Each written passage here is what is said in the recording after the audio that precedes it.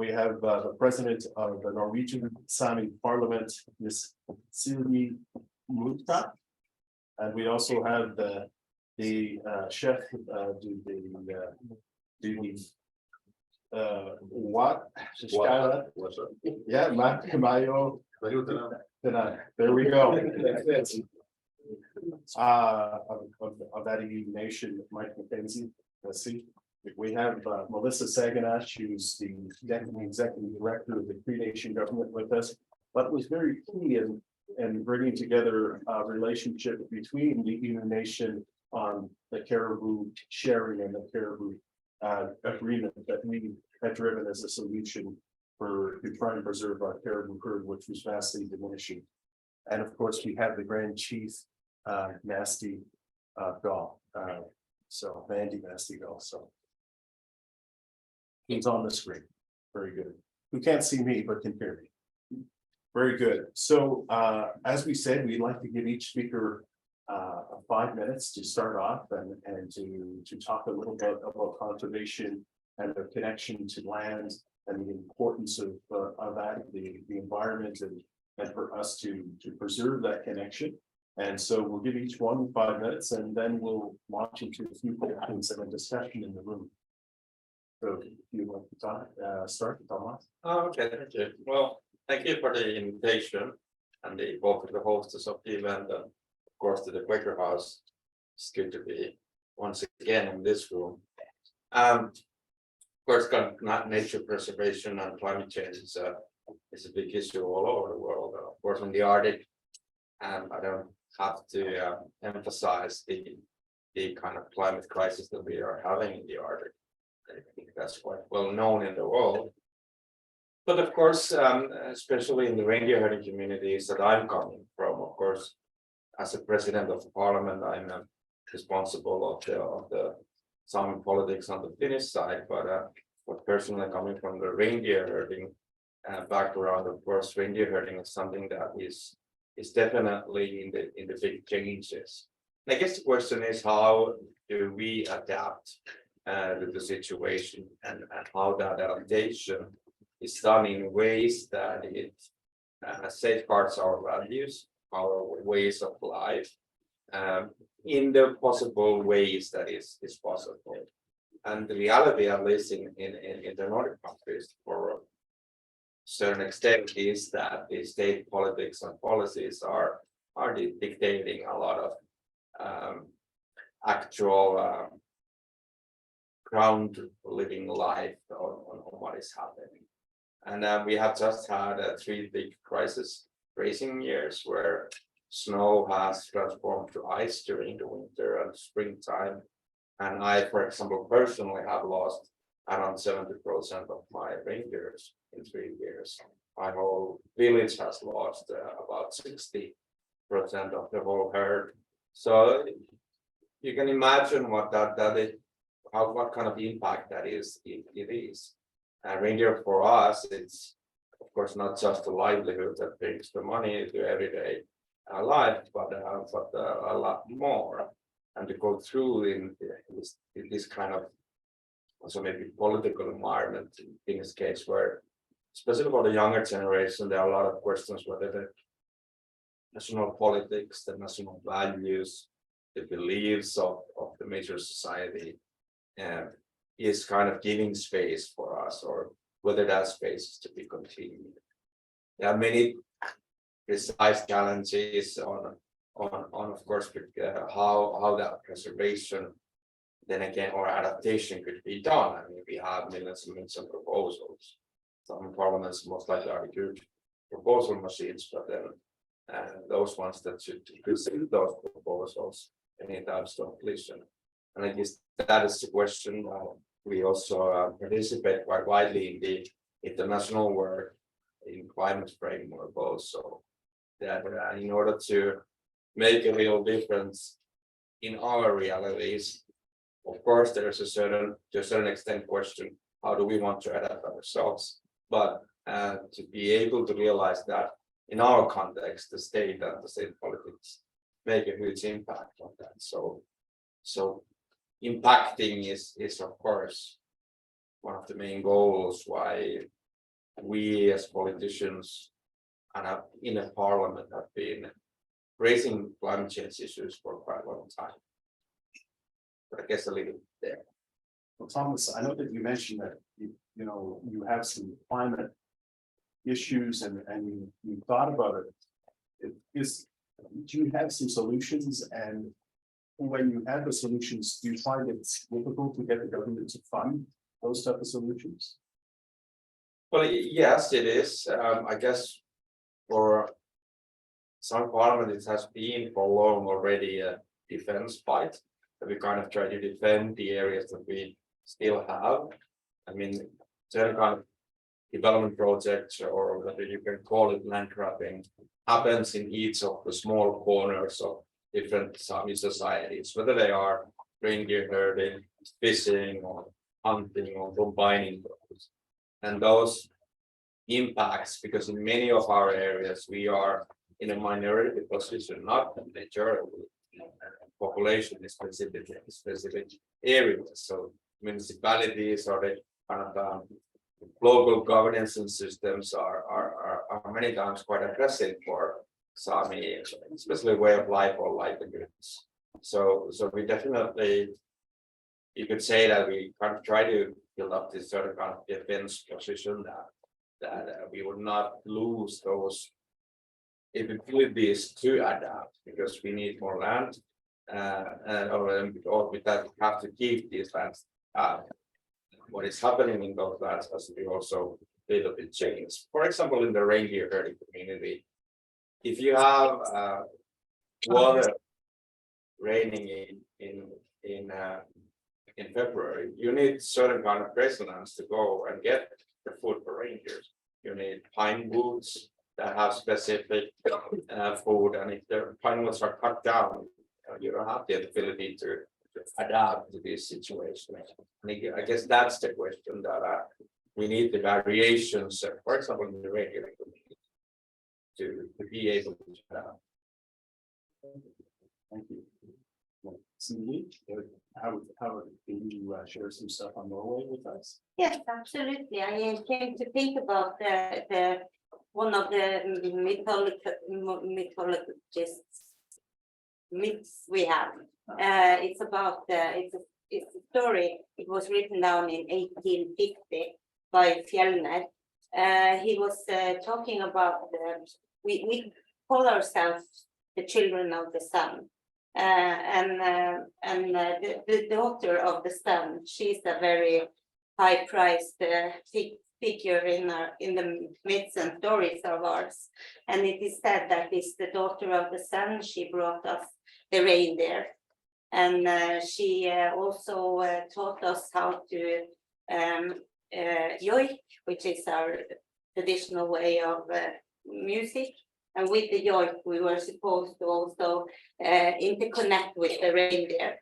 And we are living in a region that it's telling you all about. It's rich in many ways, even though it's hard conditions with regards to the survival skills. It has always been an area where we have to have survival skills that are of some substance. And I take pride in that, of being both a daughter of the sun, but also one in a line of very, very good survivors. And of course, the reindeer is a very important part of that, even though we have been struggling in the last years. There has been crises with regards to the pastures, and we have also we have to cope with increasing amount of land grabbing, in my opinion, and that is of course the need for areas for industrialization, but also power industries or electric producing industries, and we have mining also as a part of that. So often we tend to characterize the green shift can take form as green colonization.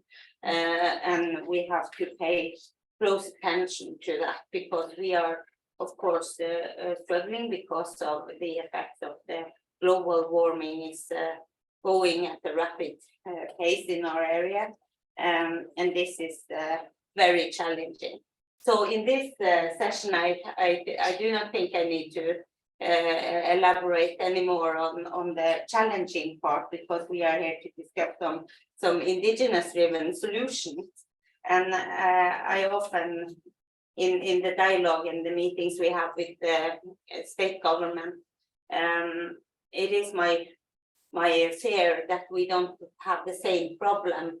We do not share the way we consider what is it we are trying to solve. And that is something I think any dialogue or any kind of process that should lead us to some kind of solutions, it would have to be some kind of common understanding of what is the main problem. And so, but anyway, I think all of those big global challenges for humanity, they are kind of very, very clear in our area. We have to cope with both the nature crisis and the climate crisis, and same we have to combat the consequences, which we see very clearly. So, but often when I am asked for solutions, I often tend to say that I would be happy to contribute with solutions, but then we need powers to kind of carry out solutions, and that is one part of it. And we also need economical funding, so we can try to draft or show some kind of solutions. And that is something I think it's crucial. And when governments are holding on to their power so hard and their economical measures so much, I think it's quite paradoxical that they are asking, for instance, me to solve the global energy crisis or the nature crisis. And I often answer, if it's true that I am the one that is going to solve this, I am wondering why I'm not the main speaker at the climate meeting they are holding in an international level. So they tend to go silent when I point that out. And I don't mean to be rude, but I think it's proportions of it. So you can't come to us. We are suffering on all those kind of levels, and we are trying to vitalize our culture, and we are fighting for a future. And come to us and ask us to solve a problem they are creating, and they are insisting on solutions that can maintain the same way of life that has created those problems. And I try to motivate, because that is also a solution. I try to motivate and say, I think we need to take some steps in another direction. And of course, the understanding of the term development is a part of that. So I have some examples also, but I fear I used too much time, so I will come back to those examples afterwards. In the discussion. Yes. Thank you very much. I really like the idea that you said that, of course, indigenous peoples have the solutions, but we don't have a seat at the table. So where the solutions are being discussed, there's no indigenous people there. And I think that's very good point. That's very good. Thank you. And now, Grand Chief Mandy Gull, would you like to say some words? Thank you, Donnie. Good evening, everybody. Wajag Mishawend and Skumpno Jidukshniak. Nishtam Wajamad and Jidwanjit Kabatuxundo, Nasha Win Skumgo, and Jijibit Kigwik, Jidike, Daga, Town to Jij, the Napegas and Wasado Yoj. I first like to express myself in Cree, as it is, I do have the pleasure of being one of the language speakers in my nation. I'd like to thank you, first of all, everybody who's come out. My apologies for not being there in person, but I do believe in the importance of this panel and this subject. I would like to also acknowledge the other nations that are here as we are present in the Lenape Nation's traditional territories. And I would like to especially thank the other panel speakers who accepted to be part of this incredibly important dialogue. The Cree Nation is a nation that is part of a modern day treaty, the James Bay Northern Quebec Agreement. It is a treaty that we signed in the late 1970s and has really had an impact on our territory. Our traditional territory, USG, is a territory that is heavily impacted by development, but is also a territory where our nation continues to hunt, fish, and trap, live a subsistence lifestyle, speak their language, and have an incredibly close relationship with their territory, not only as traditional tallymen, but also in a capacity as a member of the Cree Nation. Our territory is open to access for all peoples to exercise their rights as members of that nation. Some of the evolutions that we've seen come out of our territory in the past few years is really what I'm very proud of is an incredible network of protected areas that have been put together that highlight areas of significance, not only biodiversity significance, but also are based on criteria that we've put on the table, such as significant sites of historical importance for our nation, traditional knowledge areas, areas for medicines, areas of critical habitat, et cetera, et cetera. I invite you, if you have more interest in this, to go to the euconservation.ca webpage. There's a lot of information there. But we are also a nation that is impacted by climate, and it has been very apparent. One of our critical parts of our diet is the caribou. And I think time and time again in these kind of spaces, in speaking about climate, we have always heard that there are certain species that are the canary in the coal mine and that alert us when our environment is changing. For the Cree Nation and for our sister nation, the Innu, the caribou is that species for us. Our territory also, although we are active hunters, fishers, and trappers, we do practice subsistence hunting. So we take what we need. And because of impact in our territory by provincial or federal bodies, there has been a very big impact on the caribou itself. The George River herd, the Leaf River herd, we've seen such a huge impact by sports hunting in our territory. It just was, such a negative impact on the caribou. And for us, really trying to do conservation work in our territory went hand in hand with working on the species that were at risk in our territory. And I believe that protecting the areas that are critical habitats for these species also contribute to climate. We did a lot of work on protected areas. We were able to secure huge land masses, over 300,000 square kilometers of protected areas, but it's still not enough. There's more work that needs to be done. And I have to, echo what both of my colleagues have said.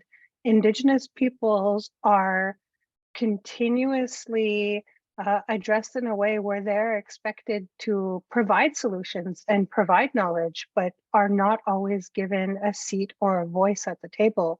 And it is my hopes that in doing things like this, in sharing our information, sharing our capacity, our knowledge, our lived experiences, we are able to offer those solutions and create the table instead of being invited to it.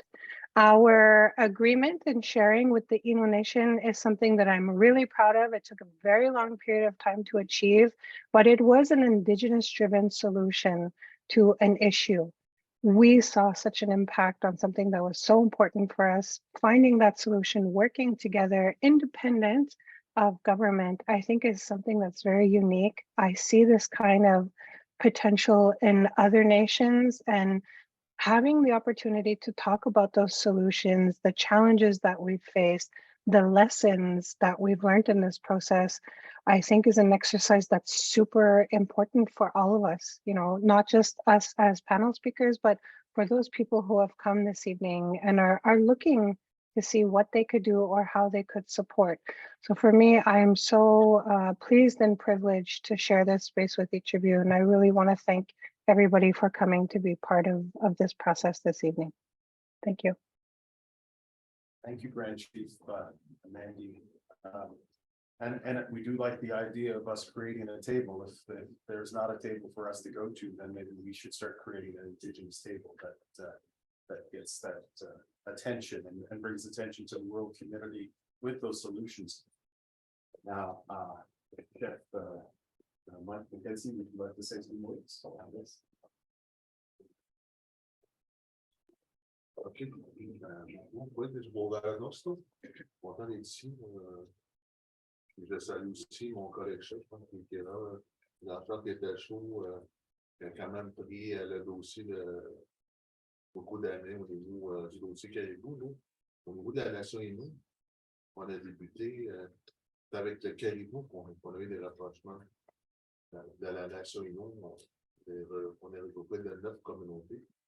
On a eu une discussion en 2020 de se regrouper par rapport au caribou de la rivière Vierge, qui est dans des déclins du caribou. Puis par la suite, on s'est rassemblés pour travailler ensemble dans le dossier du caribou. Par la suite, avec le déclin de la rivière Change, on a eu des discussions avec la Nation Cree. Il y a quand même une dizaine d'années qu'on discute avec la Nation Cree.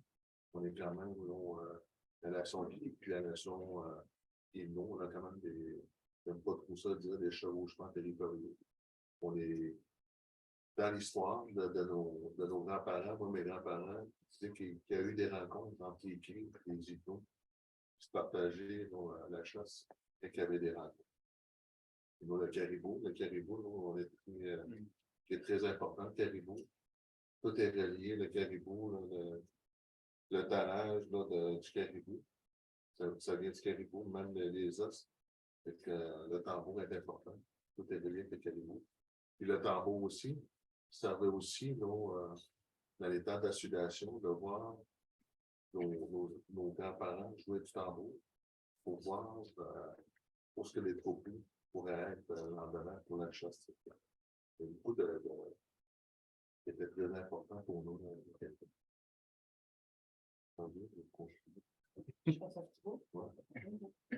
So, good evening. I'll help Chef Mike out with his translation. So if you see me speaking to him, it's not because I'm not listening. I am. I'm just translating a little bit for Chef Mike. His mother tongue is Innu, and his second language is French, and his third is English. So it's I'll be helping trying to sit here as a panelist as well. So as you've heard, Mike is from Washat Makmayokana. It's on the east coast of the province of Quebec. And from about 10 years ago, back in 2013, when there was a serious decline of the George River herd, the Innu Nation, that's composed of 9 communities, all throughout their Nipissing, that's their territory. They mobilized, and when they saw there was a very low rate of George River herd. And so this made it a very important discussion for them. They needed to do something about this, and they were very concerned about it. From then, there's a sport hunt that was closed. The Georgia River sport hunt was closed back in 2015. From there, it brought on discussions with the Crees because the herds crossed both of our territories.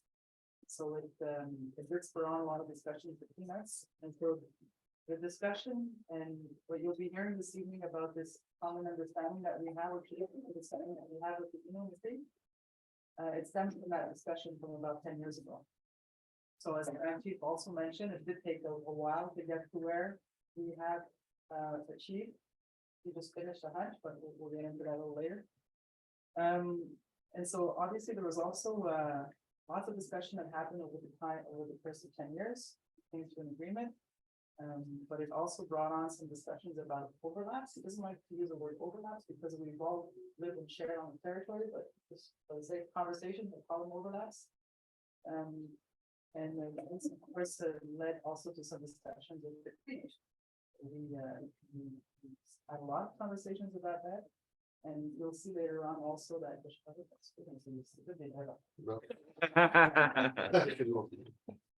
And you'll see over the course of the evening that there's the caribou discussion brings on more discussion between nations. We'll get into that. And he's also explaining that for the Innu Nation, the caribou is extremely important. It's part of their livelihood, it's part of their customs. It builds their traditional drum, and the traditional drum is what guides them in their life. This is why he's going to get out on his vest. He's got a thing with him on his vest. And it's the caribou for the Innu, just like for the Cree also. It's of extreme importance, and for the discussions for this evening and the plans that we've been working on for the past years. Continue un peu. Puis, avec des discussions, on a quand même de souligner aussi la chef de Saganash aussi qui est ici. Une autre nation, aujourd'hui, je pense qu'on est 4 nations.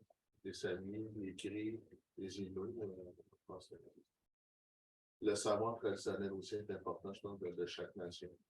On a des choses à apprendre de chaque nation. Et je pense que quand on regarde au Québec, on voit beaucoup le déclin du caribou, les Samis, l'élevage, le caribou. On a fait des choses aussi à apprendre. Des Samis, puis peut-être de notre côté aussi de leur apprendre notre expertise par rapport à notre savoir traditionnel de nos ancêtres, évidemment. Dans l'entente de partage qu'on a signé avec les Cree depuis quand même 2 ans, c'est quand même 10 ans, mais pour nous, la nation Innu, je pense, la clé des discussions, c'est la confiance. Il faut avoir la confiance pour entamer des discussions. Et on a conclu une entente de partage en 2020. Puis, en 2021, en 2021, ça fait 2 ans cette année, puis on récolte 300 caribous pour les 9 communautés. Puis avec les 9 communautés, on distribue selon le code part de chaque communauté. Puis après, avec la chasse, c'est une chasse communautaire, pas une chasse sportive.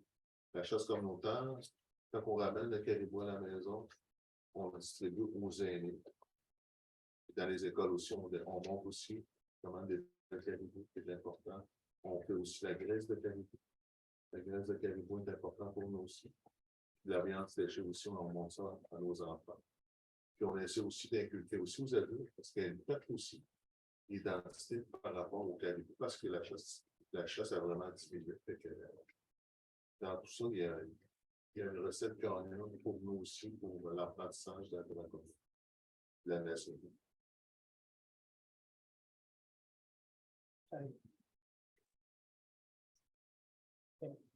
I'm usually on my computer, I type faster than I write things.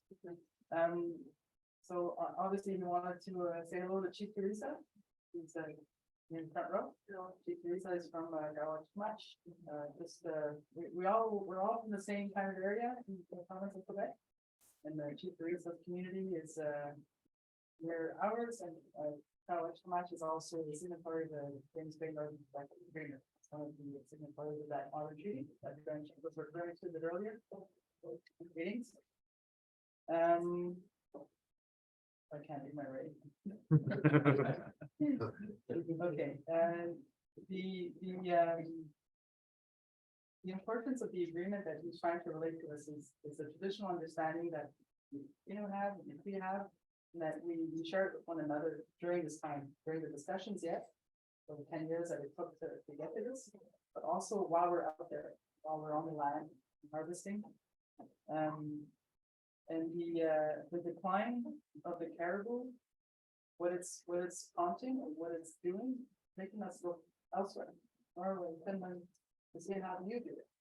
So we're very interested in hearing from other nations outside of our province, outside of our country. How do you do it?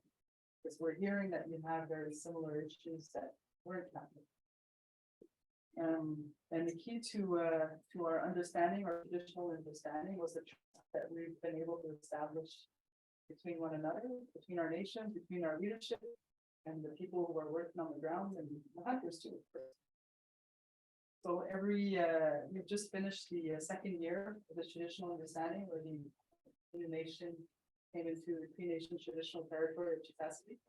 And for the second year now, they've harvested 300 animals. And this is taken from the quota that we have on the Cree's quota of caribou for the year. So this is what we share, and once they harvest their 300 caribou, it doesn't end there. They go back home to their 9 communities. Every community is distributed with a certain number depending on size and what their agreements are with one another. And when they go home, it's a communal hunt, and then when they go home, community is invited. They learn how to skin the caribou, butcher it. They learn how to can. They learn how to make caribou grease. Delicacy. If you're bad at that. And so that's the idea, is to make sure that these traditions and this culture and this knowledge is passed on to the youth, and not only itself, but also to community members. It might feel sometimes a little bit disconnected. And so it helps to bring that back into survival. And I think that's it. Yeah. Now, Melissa, would you like to say a few words? Sure. Welcome back. So I'm not a chief, I'm not a president, I'm not a grand chief, but I have the immense honor and pleasure of working with the lodge leadership. The role, as grand chief mentioned in her introduction, I think Donnie mentioned it, prior to this role that I have now, I was a director of Cree and Quebec relations and Indigenous relations for the Cree Nation government Grand Council of Crees. And what it did is, because of our history and the modern treaty that the Grand Chief mentioned, JD&QA, there hasn't a lot of communications and relationships that needed to be established with the province, Quebec, and with Canada. But there's also another very important partner, and those are the neighbors. And so a couple of years ago, previous Grand Chief added to my previous title, which was direct relations, and I have a colleague who's director of federal relations. They added, it was added to our titles, and Indigenous, so Quebec and Indigenous relations, federal and Indigenous relations, because there's a relationship there that exists that is probably a lot more important. I'm not saying that our partners are not important, but the relationship with our neighbors that have been existing for centuries, for generations, is extremely important. And I think it gave a signal of the openness of the Cree Nation to collaborate with the neighbors, to find solutions, Indigenous-driven solutions, and that we don't always need to have the government at the table. There are things that we're able to do with one another. This evening's discussion is going to focus more on the traditional understanding that we have with the Cree Nation, but there is another understanding that we signed several years ago with one community. It's Saganash, the Algonquin people in the Saganash region, and this, I think, gave kind of a template of how we can move forward.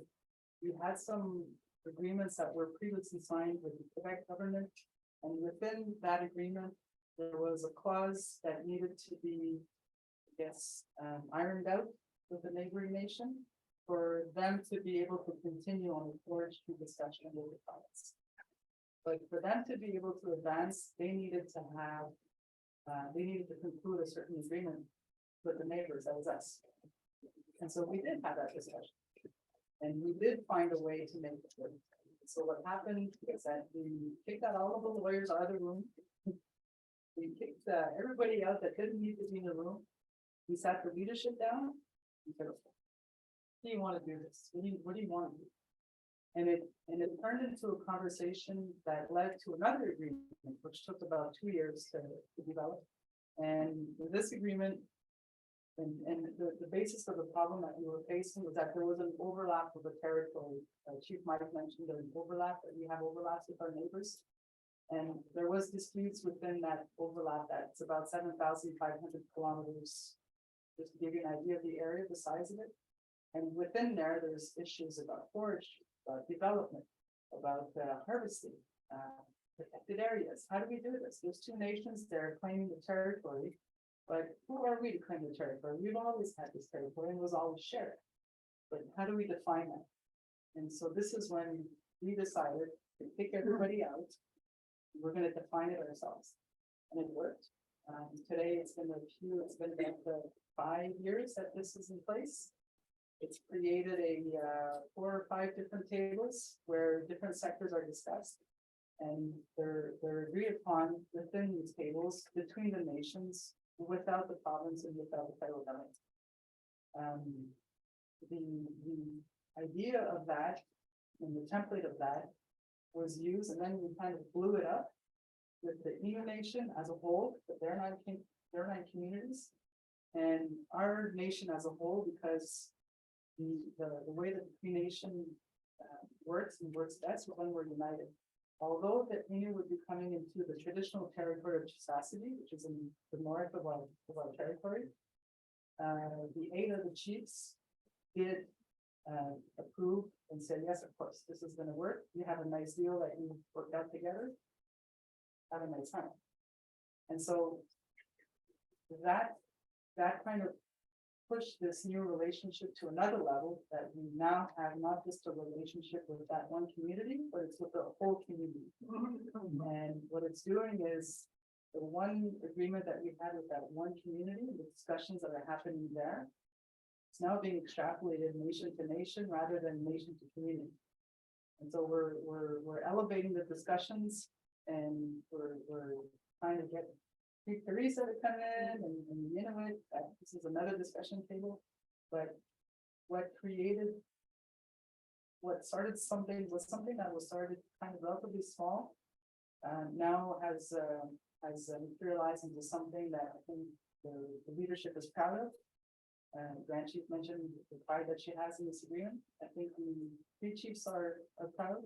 Chief Daisy House of Chisasibi was trying to be there, but she couldn't make it for conflicting schedules. But she says, I'm really proud of what we were able to achieve. And she says, we have to be able to share with people. We were talking about when something goes well, to share it. And that's what happened.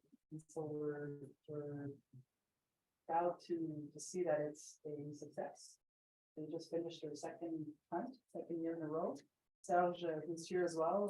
I worked closely with Serge, and there's a few other team members that were behind the scenes. And Serge was the guy on the ground who gets the community hunters to go to Chisasibi and make this thing happen. Oh, and Nazil online too? Yeah. Well, Nazil is a colleague who was Mandy Saganash. He's also a colleague, and he's been very, very involved in everything caribou for 10, 12 years easily. And so I hope you enjoy the discussions and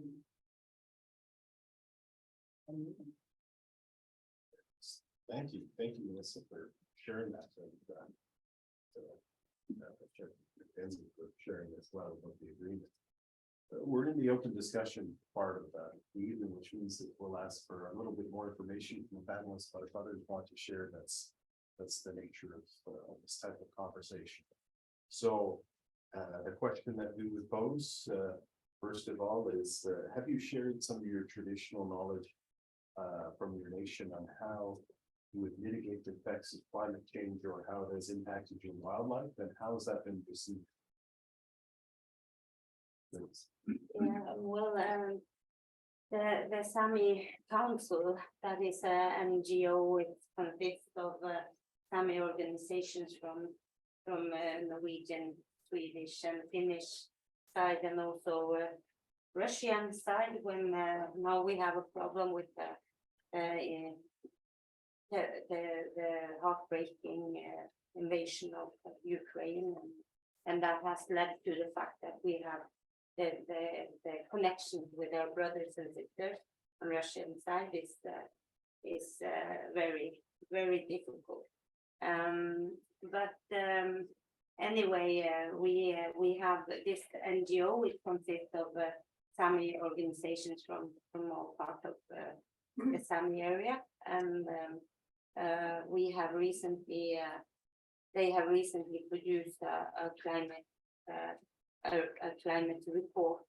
That is, I think it's the first report where the civil Sami society is casting a kind of with our own words and on our own terms, where we are talking about how climate change affects us.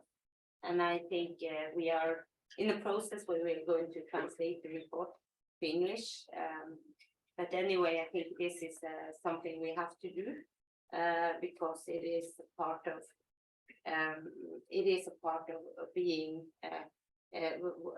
voice our perspectives on the things we see and the changes we experience in the nature, and also how the situation with global warming is affecting us more directly. And this is important for our own population, of course, but I think this report is also very a good contribution to the necessary dialogues we need to have with both the governments nationally, but also internationally.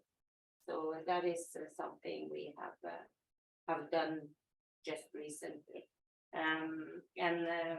Yes, I think also a part of the examples that have been shared here is very interesting. We have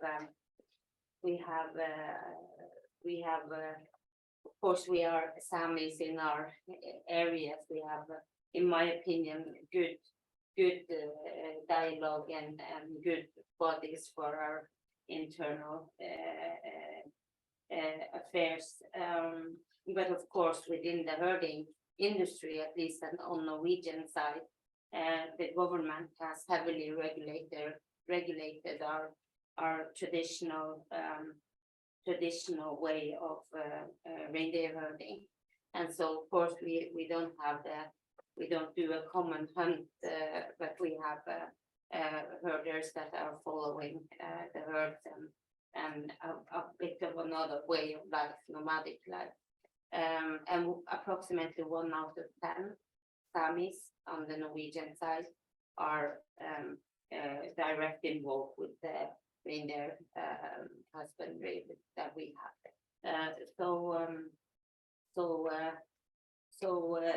The heavy regulation on the reindeer herding industry, it has led to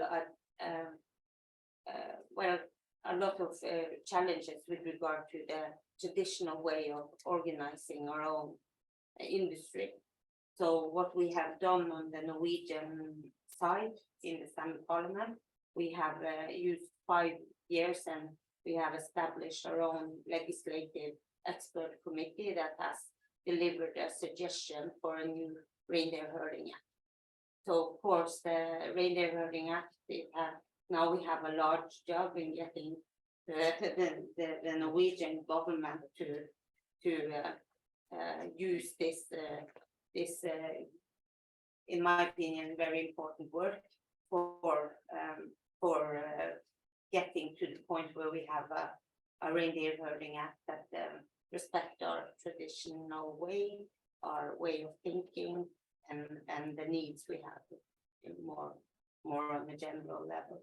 But of course, I could talk also a lot about this, so I think that was perhaps enough now. Yeah, I mean, of course, traditional knowledge is something that is always been the key for any kind of changes or adaptation on anything. But one of the challenges, of course, is now that the weather is something, so the debate of the weather is something that I think in our society, changing those experiences is something that is our strength to a certain point. Like in my community, we have now for 30 years seen that most of the winds are always from the north, and that is pretty unique in the history of our people, my people. There have been many different kind of winds, And those winds then predict the grazing conditions of the snow. If you have a little bit more weathering the snow, certain kind of winds will dry it out so that it doesn't form to ice. So predicting those and kind of interpreting the nature is something that is getting more challenging. A lot of the traditional codes that we usually have don't make sense anymore. They don't uphold that knowledge that we have had. And so we have a lot of discussions and debates that, well, this day, if there is a weather, this kind of specific weather, that means in a month, that kind of conditions. And those are not that much more holding on. So then again, in our society, debates and changing those knowledges and what we are seeing from the reindeer, because the reindeer, of course, is the best kind of interpreter of the weather and how those codes are changing. So to debate and to interpret it and try to understand the reindeer is important, and that again comes from the present knowledge. But that's, of course, it's not just enough. I mean, we've been at least successful in certain extent that we have gained a common understanding with the government of Finland. We established a Sami Climate Council has a specific task to kind of bring the knowledge to the public knowledge and also force the state to knowledge certain kind of facts. And that then again allows us to then build on those facts to certain kind of adaptation measures, adaptational proposals to the government that then would have and will have, in my opinion, have a much more challenging path to decline those. So not just to establish ourselves some kind of a council of traditional knowledge holders, but without the kind of recognition of the state, would not have maybe be in our conditions so successful. It would be in our own knowledge building and an own capacity, and especially for the younger generation to adapt. But if the state side would not recognize that, then it would make less sense in kind of governance systems, because at least on the Finnish side, maybe on the Finnish side, we have experienced the most hardest kind of destruction of our traditional learning system.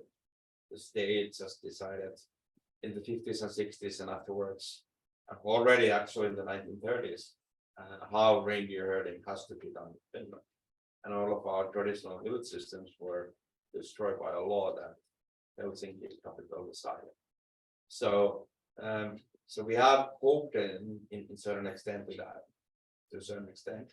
And of course, the fulfillment of those laws and decisions have started to being pushed forward more in the 80s or the 90s, and after that until today. But we really kind of feel that governance in struggle that this sort of reindeer herding districts that are under Reindeer Herding Act that doesn't recognize our traditional CPAS, that is the kind of family-based reindeer herding community. So we're kind of struggling with that our traditional kind of elements of the livelihood are not recognized in the law, so they don't have any protection. So then again, coming up with this climate panel for the Sami or the Climate Council allows us to make specific proposals to the states, municipalities, get funding, get specific focus. What we, and especially the traditional knowledge holders, together with Western scientists, Sami scientists, seek to think that's good. And also then brings down a little bit the political aspect, because me, Pirita, and others, of course, Silja and other parliamentarians were parliamentarians. The political aspect of a Sami is quite high in all the Nordics right now. And then again, putting the politics a bit aside and putting traditional knowledge holders, scientists to say the same or even more precise what we are saying helps, in my view, in the future our adaptation. So at least they are those kind of elements where we've been successful build structures that can hopefully push us to put the government more in an understanding situation. How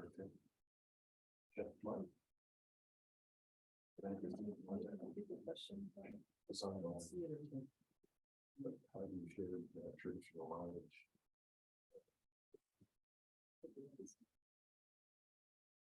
On how to mitigate the basic one, or how to well.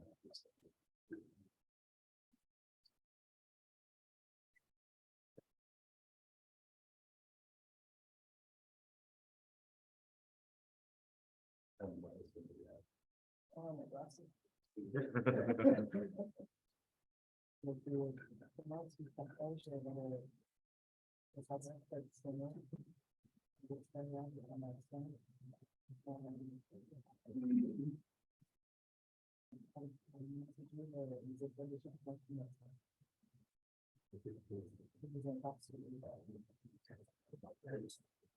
Par rapport les changements climatiques. Moi, je pense que les discussions qu'on a, comme j'ai dit tantôt, c'est les échanges qu'on est en train de faire entre les nations, le savoir traditionnel de chaque nation.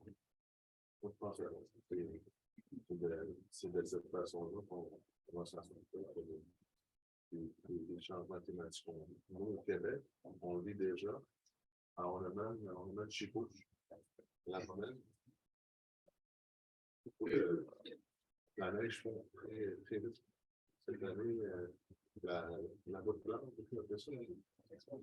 la route blanche, normalement, les Premières Nations prennent le skidoo très tard, mars, avril, des fois. Et cette année, ça a fini en février. La fonte des neiges, même chez nous, à cette île, moi, février, de mon année, j'étais à dîner.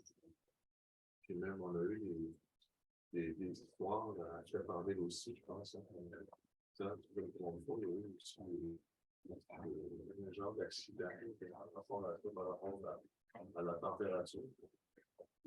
Puis je voyais récemment aussi, dans les télescopies qui font dans l'Arctique, ils font des tests en dessous de la glace. Là, ce qui véhicule actuellement, il va y avoir comme des virus qui vont plus sortir dans les prochaines années. Je pense qu'on devrait peut-être ramener les Premières Nations. Tellement, tu sais, on parle beaucoup de la conservation, la préservation du caribou. Quand on regarde, nous, on a signé la trappe de cette nation. On a signé la table ronde sur la péninsule, sur le caribou. On a dit des gouvernements, c'était assez de gérer le caribou, c'était le problème de reprendre la préservation, la conservation. Je pense qu'on devrait peut-être aller plus loin, même ici aux instances internationales, c'est peut-être de créer peut-être un sommet sur pas juste sur le caribou, sur les changements climatiques. Comment on peut apporter, nous, comme Première Nation, des solutions. Parce que souvent, on prend beaucoup les scientifiques. Tous les scientifiques, on prend beaucoup de scientifiques, mais notre savoir traditionnel n'est pas reconnu. Il a mentionné la nation de Salut par rapport à leur expertise pour l'élevage du caribou, l'élevage traditionnel qu'ils font actuellement, qui est pas reconnu. Et actuellement, quand on la regarde ici au Québec pour nous, c'est juste la relation de nation à nation qu'on a signé avec les Cree. On n'a même pas eu besoin du gouvernement du Québec ou du Canada. Les relations avec le Québec, ça perdure. Ça prend du temps. Les concepts de Première Nation ne sont pas reconnus. Même quand on a des enfants. Je pense qu'on devrait peut-être faire la sommet. Je pense qu'au niveau des changements climatiques, il est encore mieux de se faire entendre que d'amener d'autres nations pour faire reconnaître le savoir-faire. Okay. Jeff Mike was referring to the sharing of traditional knowledge with other nations. That is something that's very you could be able to move forward and try to adapt. And he's made reference to one Shibu. It's one of the Inuit communities that's way north, much more north than his communities in the south. And the example of an ice road that's used by community members and nations, that's usually good to go until March, April, and this year, February was gone. There was no more access to it, which was alarming. And even for the south, where Chief Mike is from, February was the end of snowmobile season, which is very early. So it's alarming, and it is raising a lot of flags. And he's also referring to the Arctic ice testing when they go and they drill for ice, bring it up, and they're seeing that the bacteria or whatever is in the ice that has been trapped in there for eons is now coming closer and closer to the surface. And so it's far from us, but it's still us. And there needs to be more conversation, and he's referring to the up part, which is a understanding of the people. It's 7 or 10. Seven. Okay, so there's 7 nations in the north of Quebec and the Labrador Peninsula that have banded together to try to find solutions on the caribou and how to manage the caribou together. So it's not like the conversation that we're having, it's a lot about the Cree and Indigenous, but it's a much larger one as well. But obviously, like anything, you can't do everything too fast. You need to build up to it. And so this is it's a good start to it. But the discussion with the other nations as well from the province of Quebec and Labrador, he's thinking that it should be extended to beyond just us and go larger, go more international, and include more than just caribou. It has to be a climate change discussion with other nations and at the international level. And so he's sitting there and he's thinking about a summit now with people from all around the world. Traditional knowledge needs to be recognized within Western science. Obviously, we have this conversation. I think all of our nations have this conversation, and the traditional knowledge is what helps us come together and sit down together and conclude like the traditional understanding that we've just done 2 years ago, and that's how we were able to do it. So, and then we need to sit together and widen the conversation to more than only caribou and include other impacts that it has on us and on life. Mandy, would you like to say something on traditional knowledge and sharing that to help with climate change and conservation of wildlife? Sure. Thank you, Donnie.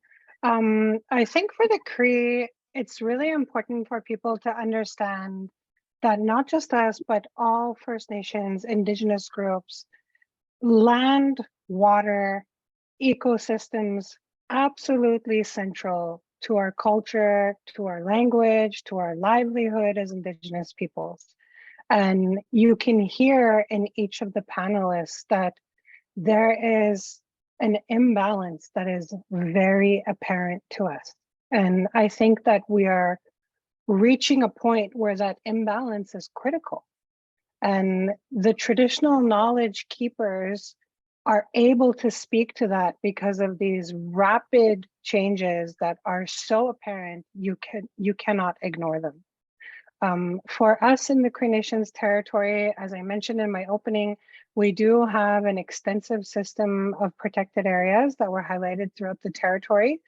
Our approach in undertaking these protected areas was not just to look at the criteria of biodiversity, but we really depended on our traditional landskeepers, our lands managers, the tallyman. It was an inclusive approach. It was a systems-based approach where we looked at watersheds, headwaters in the territory, critical habitat, wildlife species that were dependent on. It was such a variation of information, but it was very inclusive because we looked at it from a holistic perspective. And we didn't just do an analysis of the system that we're dependent on. we really looked at the reciprocation of what that system offers us and how we want to protect that in the future. This would not have been possible without the traditional knowledge that our tallyman and land users have. Without that intimate relationship, without being somebody who goes to the bush, lives in the bush, walks in the bush, hunts on their territory, knows where beaver habitats are, knows where the water flows, knows where there's fresh water, knows where, you know, big game is or where bird species are, we would not have been able to undertake that. And, you know, I feel sad to say that my sneaking suspicion is we as Indigenous groups are expected to offer solutions to climate, but the fact of the matter is reality dictates the best solutions that we have to offer is protection of land base. And I think that that's really challenging, you know, for government or industry to accept. And we are really reaching a critical point, even for us as a nation. We are now in a place where our elders that were born in the bush, lived in the bush, you know, since their birth, we're losing them. This is the generation of elders that are starting to leave us and leaving with very important information that we are doing our best to gather, but really can only be learned on the land. And I think that that's similar for everybody else. And if we're impacted by having a lack of access to wildlife or territory or water, you're taking away our identity at the same time. You know, we are becoming extinct as part of climate impact.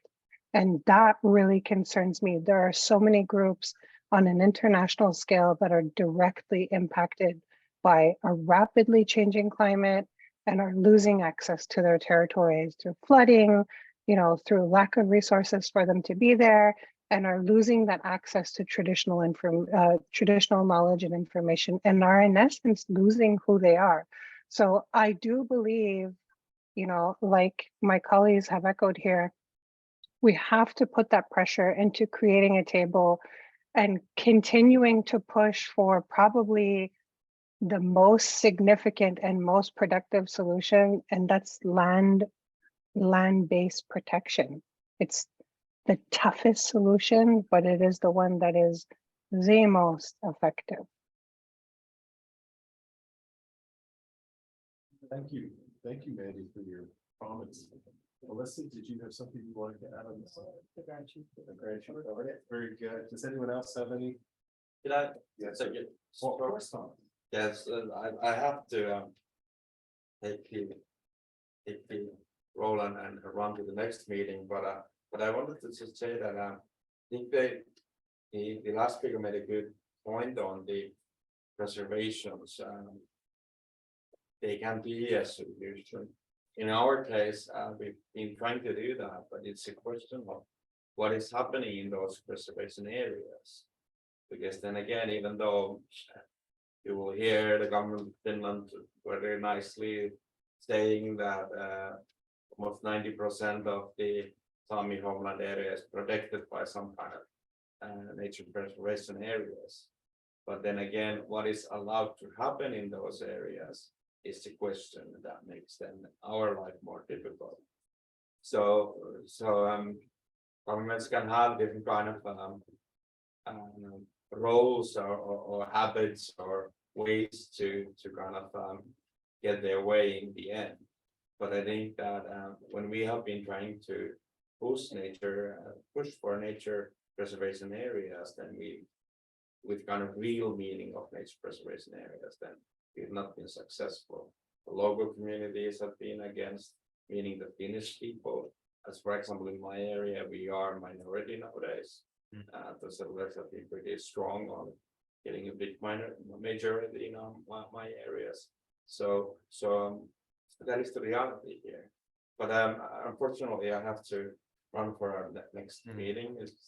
Sorry for that, but the discussion has been really good, and most certainly we will continue your discussion here.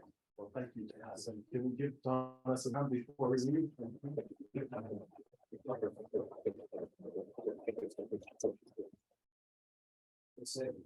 You had a comment as well?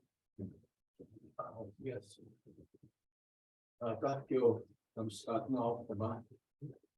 The last morning.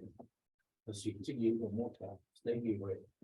I think for Imam Sunai. This good evening and in my Cree language, I'm just saying that very important and critical what you're talking about here today.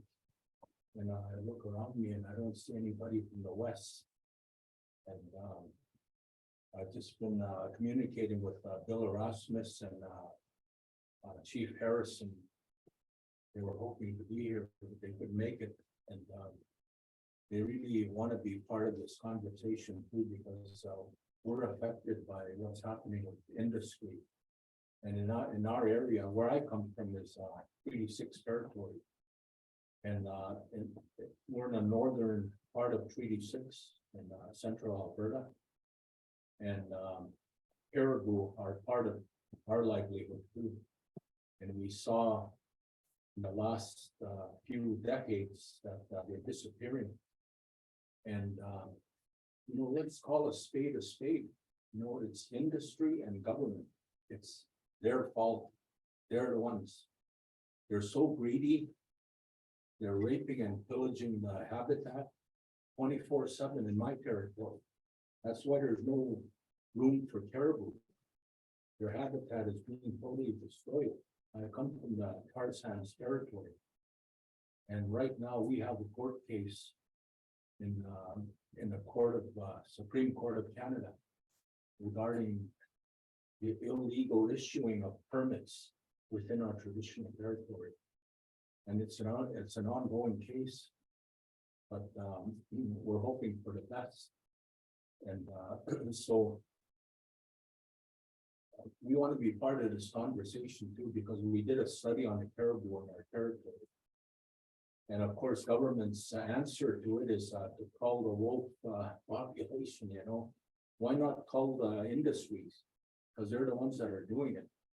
They're the ones that are, you know, you can, the minute you put heavy equipment into a habitat like that, you can plant 1 million trees. It's not going to put it back to where it was, the food and everything that the caribou depend on.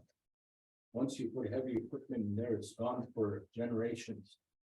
So, you know, I think we really have to take serious action like the chief is saying. That's what it is. That's what it is. Those territories have to be protected. There's no other way around it. You have to tell industry, no, you can't come into this. This is the migration area for the caribou. You got to tell them in plain English and somehow stop the greed that's destroying our country. These very the habitats are you know, easily destroyed, and it takes so long for them to recover. And I think I just wanted to say that, and just one last comment. Just before COVID, there was going to be a caribou reindeer conference. I believe it was in Norway. We're hoping to revisit that again. And I'm with the International Indian Treaty Council and president of that council. And we really want to support that. We really want to, now that we can meet in person, maybe we should get together and share best practices, because we want to know how you do things within your territory. And we want to tell you what's happening in our territory. Very, very scary. You know, when industry takes over and there's no thinking of anything else, it's a very scary situation. So just wanted to share that with you. Hi, thank you. Thank you very much for your sharing. Oh, Will, would you like to say a few words as well? I'll follow my brother. I live, first of all, my name is Nathan Mockdale. Walking Road, and south here was Golden Eagle, that's my chief's name. my brother is talking about, we live about 4 hours, I guess, drive, they run a 4 hour drive south. But we had never seen caribou before. So we have a different four-legged brother, as we call it. We have the moose, the elk, and deer as a source of sustenance. But recently, in the last, let's say, 5 years more, caribou are starting to come into our territory, our homeland, which we never saw before. And old people say it's because of climate change. And, for me, to sidetrack a bit, water when it's frozen, I play hockey. I played with Boya Salming from in younger days, and others from Sweden. So I played hockey in Lillehammer, in Oslo, in Paris, in Munich, in Scandinavian countries. But I watched how reindeer herding was done. And you throw your rope sideways like this. We throw ours over your head, down like that, to catch. So there's a little bit of a difference there. But we have a treaty. It's called the Buffalo Treaty. Because buffalo is the four-legged that every single part of the animal is used for some purpose. Nothing, absolutely nothing is wasted. So in order to protect buffalo herds, the Indigenous nations themselves, as my brother Ron talked about treaty, we've made treaty among each other's nations to protect the buffalo. Because the buffalo is the only animal that will go straight directly into the north wind at the coldest day of the winter. To clear the path for animals to come behind it. So it's a very sacred animal to us for our ceremonies. So we use our own spirituality in a sense of foundation for the treaty to protect the buffalo.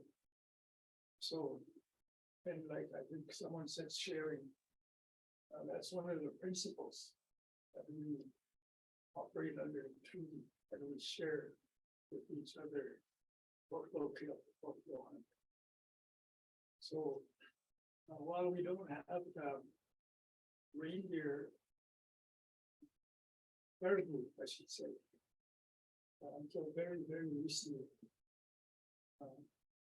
we do have the others, deer and moose and elk, that are very similar in nature. So they know, for example, when they're getting sick, they have paths. They have a path to follow where they eat the traditional medicines, so they can heal themselves. So if they don't heal themselves, you eat that meat, well, then you get sick. So they protect us in that way. They know where the herbs are on the ground and which ones to eat when they're ill. So I think the biggest, most recent act of self-determination and acting as true nations was when we signed a treaty among each other. The Blackfeet, Cree, Sioux, to protect the buffalo, so that they don't go extinct by industry, like the others just said, the industry. So I just thought I'd share that little story with you about acting as a nation, signing treaties among ourselves, and then protecting the most sacred animal that we have. Because one of the ways that we lose the buffalo is the province as a government creates parks. They designate an area of a provincial park, and you're not allowed to hunt in that park. So there's more and more parks all over, and the animals we can't protect them. Because that's how they're being attacked, they're being assaulted by non-indigenous government create a law where it designate a territory as a park. And hunting is not allowed in that area. So I think as someone said, we have a lot of commonalities in terms of the spiritual ceremonies that we do for the values of sharing, for example. You don't take more than what you need for the food. You don't commercialize it. So the ceremonies, you have to see that ceremonies where the buffalo is involved as well. Also, we have horses. Horses are another four-legged. We have, for example, a horse dance. It's a sacred ceremony that we do. I'm south in a sense, but in the territory of the west, we're central, and we're right next to the Rocky Mountains.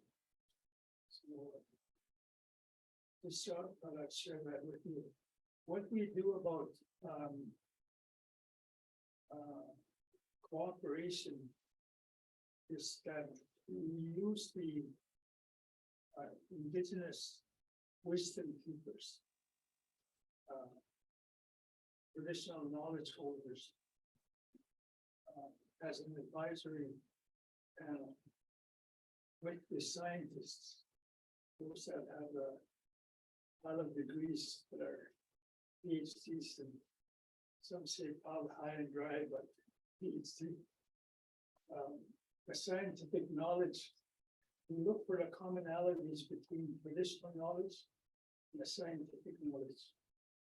And then we combine the two and we create a third science. And with that third science, we then advise the Minister of the Environment on water protection, clean air, clean water, so that our traditional wisdom keepers work with the science professionals together, and that advice goes forward. And it's legislated, so it's by law that we do that. So just thought I'd share that with you. Yeah, thank you. I forgot something, and I'm sorry, I won't take much time. Chronic wasting disease.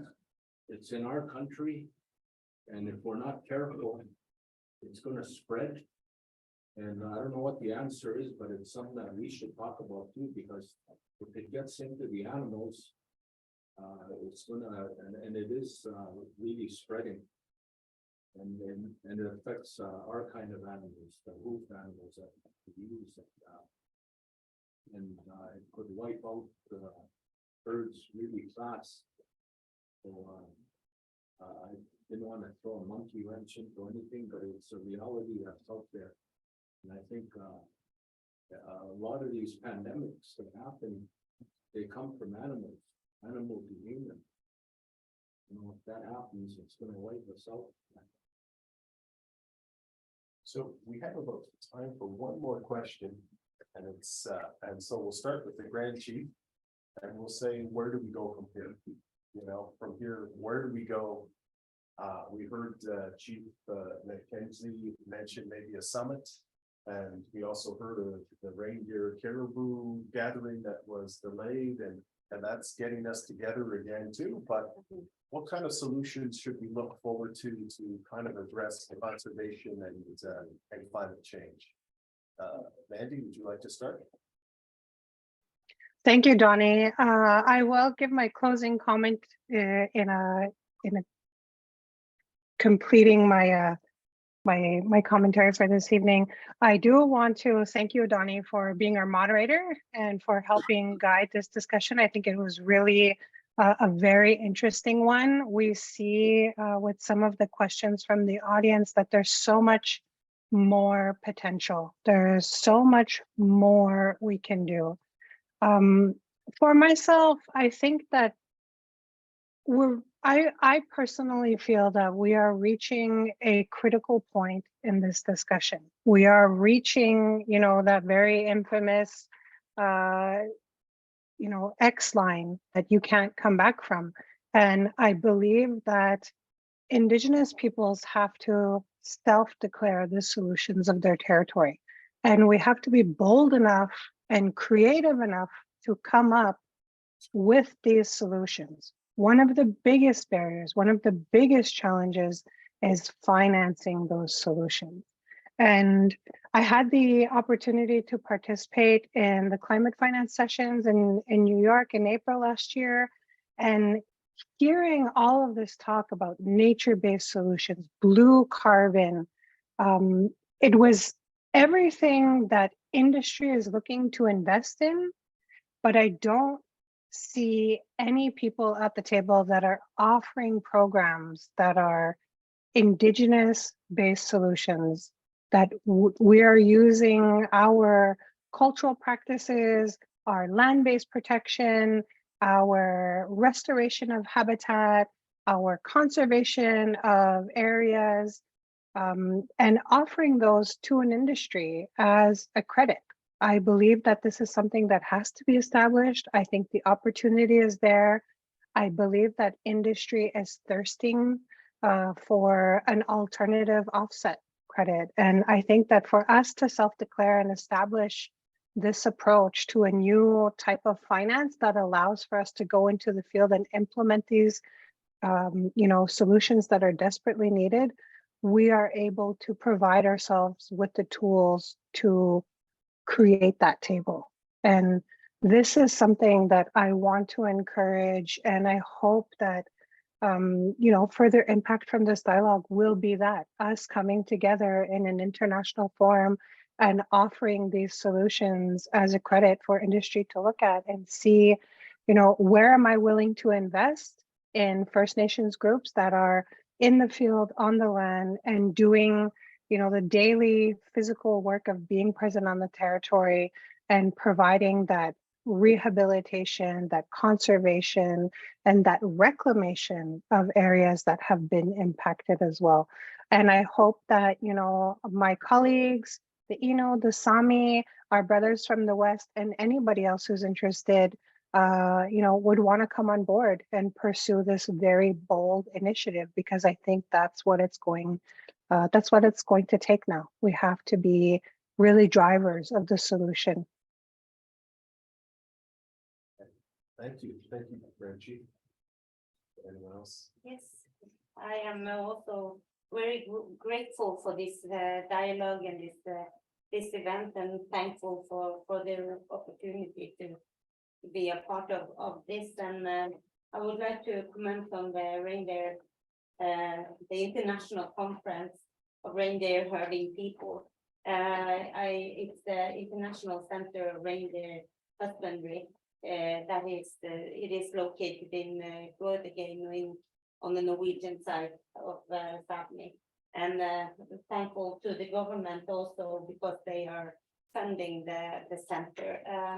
One small example, I think, on a very important thing is the initiative. Indigenous reindeer herding young people has made a cooking book that is called Ello, and it participated in a contest of cooking books and it won. I think it competed with 350 cooking books, and it's described. 1600, okay, it's good that they are correct. But anyway, it's described as the cooking books, the Oscars of the cooking books.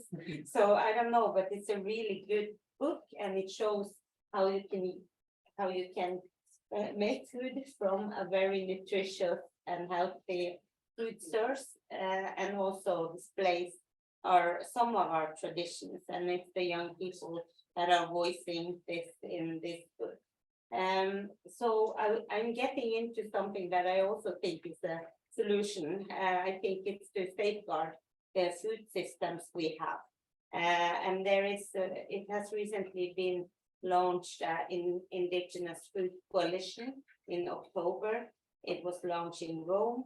And this initiative, we need to get to the table where the food system and the debates on food is happening, and it's at the Food and Agriculture Organization in UN. And now we need endorsement from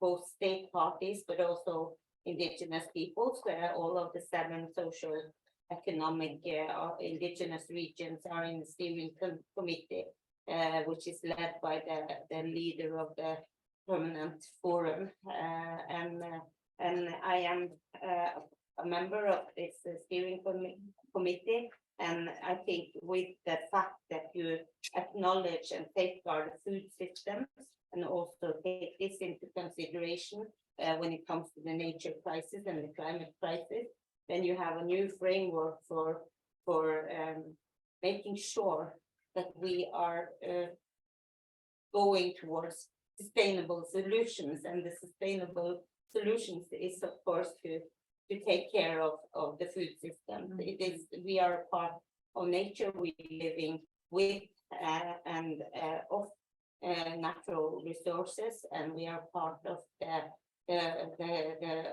of it all. So we, as human beings, we are very dependent on safeguarding the food systems, and it's both health, but it's rights, legal rights, and it's also a part of how you view the landscape and the nature as a whole. So I think this is an important thing to follow up on. As I understand from the International Center of Reindeer Husbandry, they will take a new initiative and try to host a conference, but I can't give any more specifics on that. But we are really proud of the work that the International Center of Reindeer Husbandry are doing, and I think this is also a good way of working together, like the young Indigenous people have done with this example. So we have to learn from also our young knowledge holders. Thank you. Thank you very much. De mon côté, je pense que dans la même avis, un peu de Mandy, c'est de faire payer les pollueurs de ce territoire.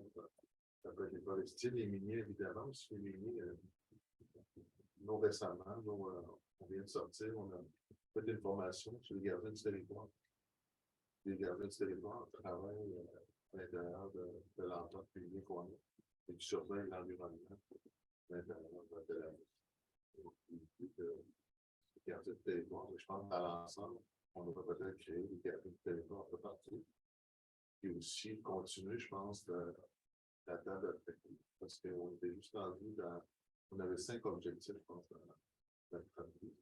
Je pense d'attendre le portage était le numéro 1. Par la suite, je pense qu'on devrait faire aussi du recensement du caribou. Créer le recensement avec les gardiens du territoire.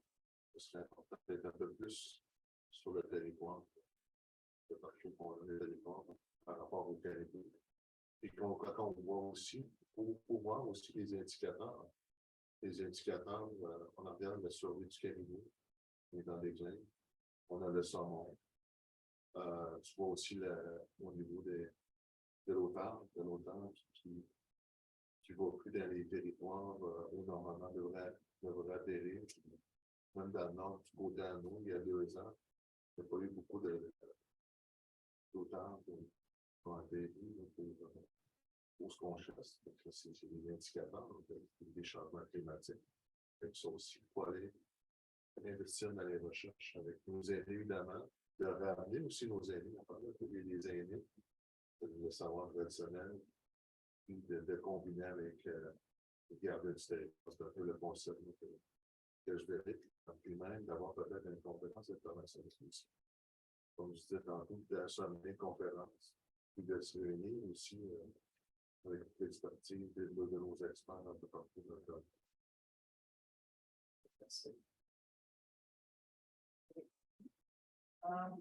Chief Mike is agrees that as a grantee of Mandy and proposed that industry contribute to offsetting some of the impacts.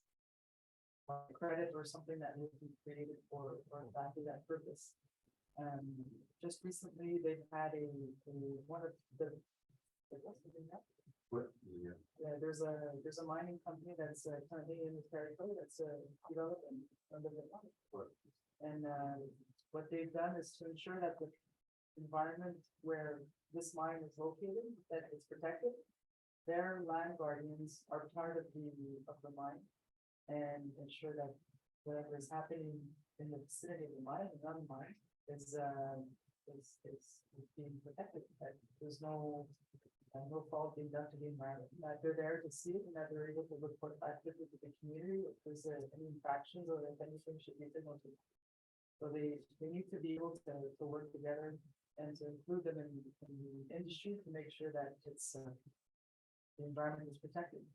And we mentioned earlier the Upcry. This is the group of 7 nations in the Quebec and Angava Peninsula.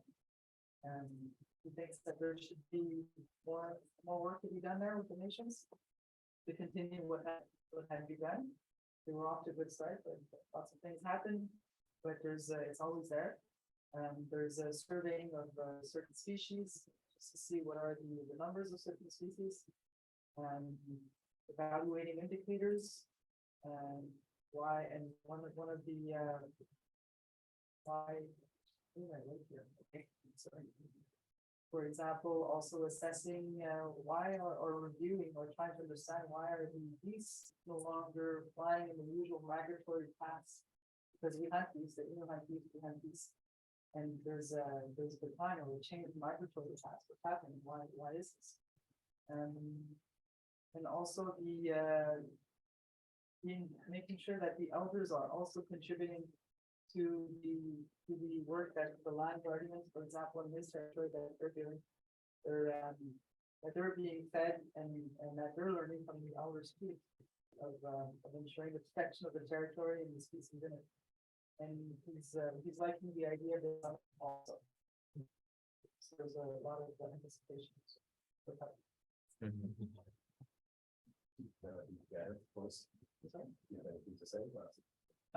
No, I think that there's the work that was done with the Indigenous, the Chisasibi, the creation of Chisasibi, and what we were able to accomplish.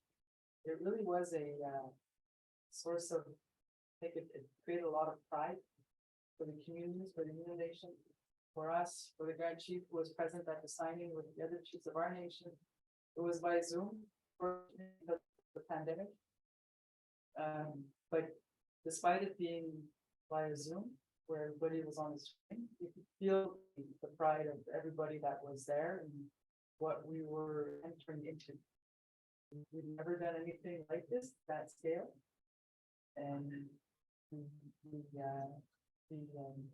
understanding that was signed was, I think, one of the highlights probably of my work.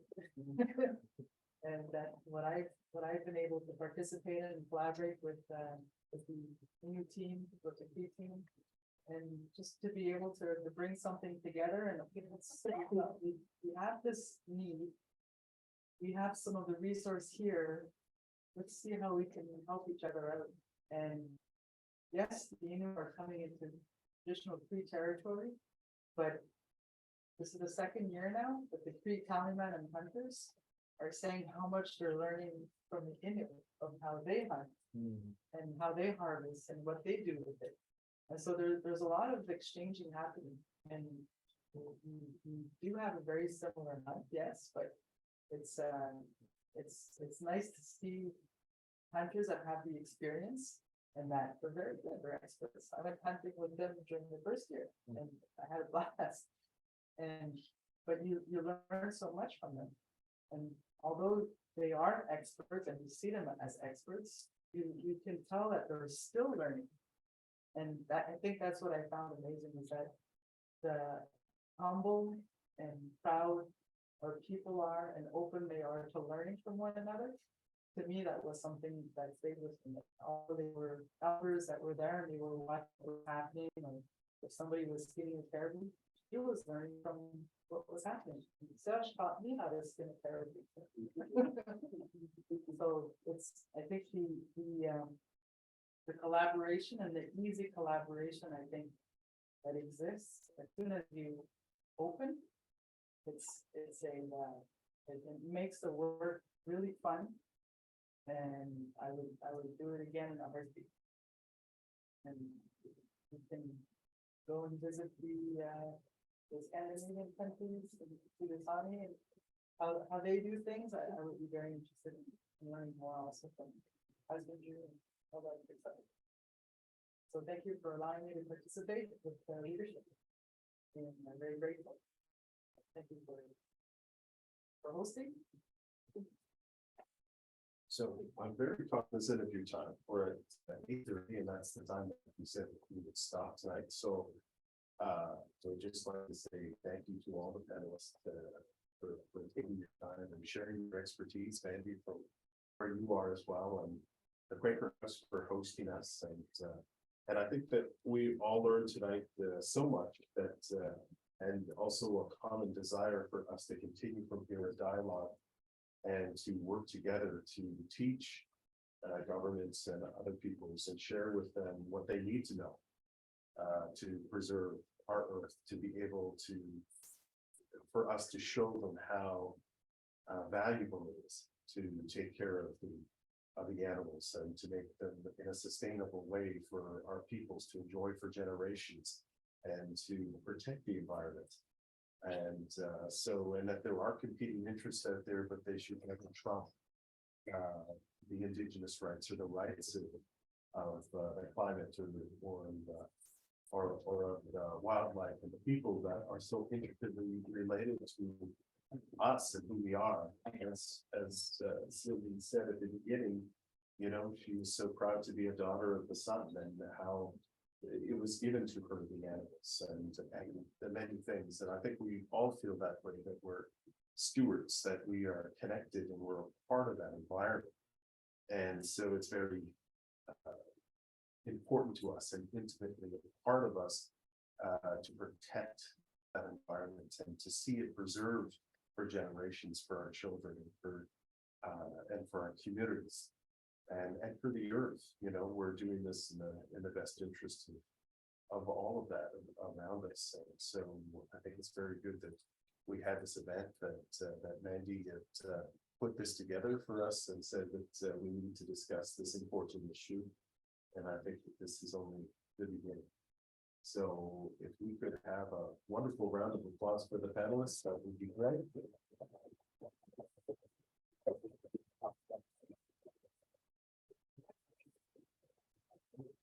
Thank you all for coming. This I just wanted to say something. Pretty much managed on the staffing instrument, and I'm very happy to be here. And thanks to Mandy for inviting us. And we're just not too long ago, we started working with Cree and the Indigenous, and it's the first time this has happened to all the nations, every nation, or the Inuit also, the 4 nations, to work together. And it's very important for us to work together so we can support each other, especially with the decline of the caribou and also for the climate and even for like the mines coming to our communities. And we're trying to stop that. And we need the support from our communities, the other leaders help us to. Thank you. Very good. Well, thank you all for coming once again. Question? Your address.